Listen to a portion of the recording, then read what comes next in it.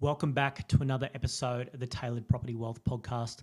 My name is Casey Taylor and I'm the host of the podcast. And in today's episode, we are going to be talking about price growth and the correlation between that in an interest rate rising cycle and the last three interest rate rising cycles. So obviously the most recent one, 2022 to 2025, and the couple before that. And what is interesting to note is that despite rates increasing during those periods of time, the property price growth has been strong. Okay. Only a few locations have had corrections, and one of those locations has received 120% growth over that rate rising cycle. So let's get into it. Now, just to note, the core logic figures for this, now known as totality, all right? But that is where we're sourcing the data from for the locations and the price growth. All righty.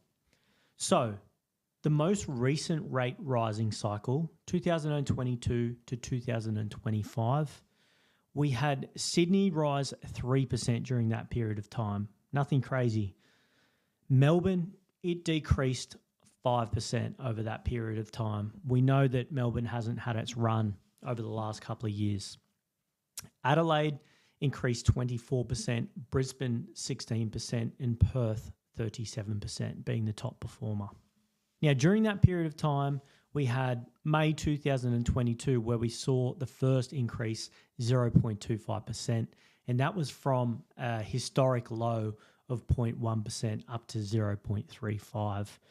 And then when that came to an end was the start of this year. The cash rate reduced 0.25% in February 2025 to 4.1%. And we've obviously experienced another rate reduction. And at the start of July, at the time of recording, we're a week away essentially from an announcement on what the RBA will do for July.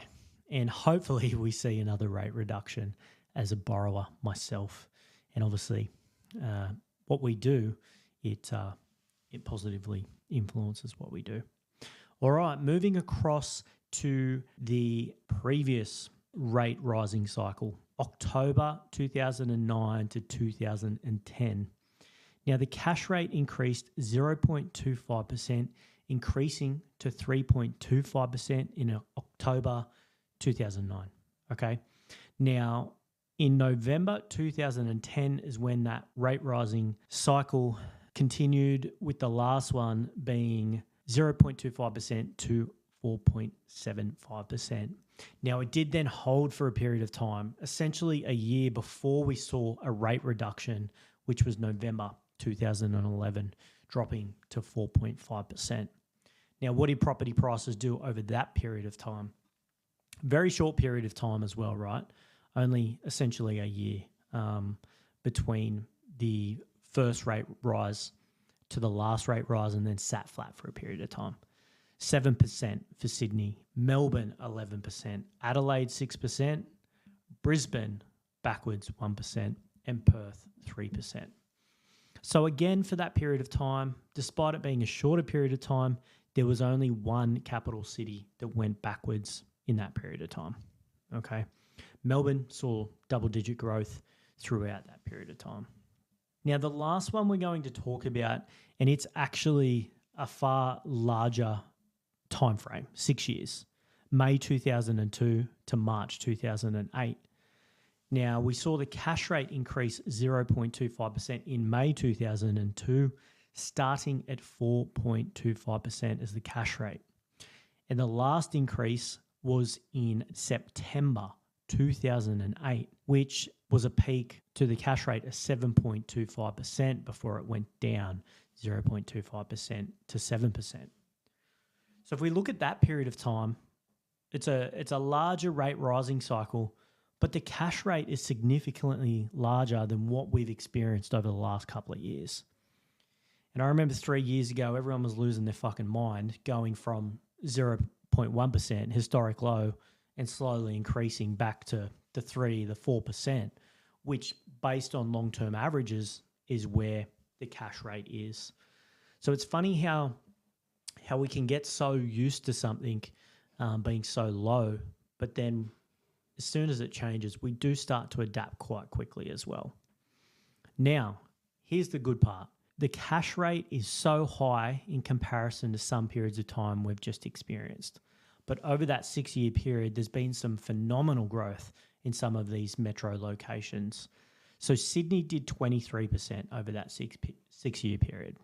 Nothing crazy, right? I wouldn't be happy if I purchased and in 6 years did that amount for that period of time, right? Melbourne, 57%. Now we're getting a little bit better capital growth.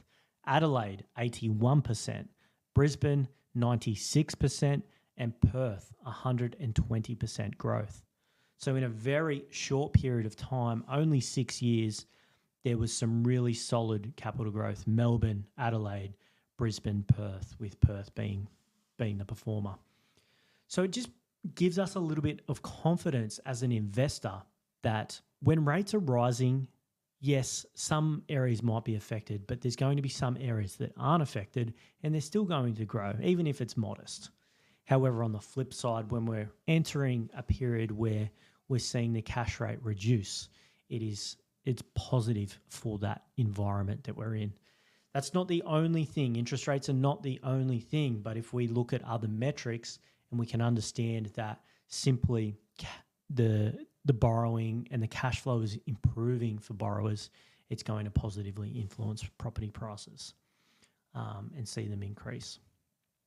Anyway, nice short one today, and just talking about the cash rate and the historic cash rate relevant to property prices. I hope you enjoyed this one. It's always good to look back on data. Thanks for listening, and we'll see you on the next episode.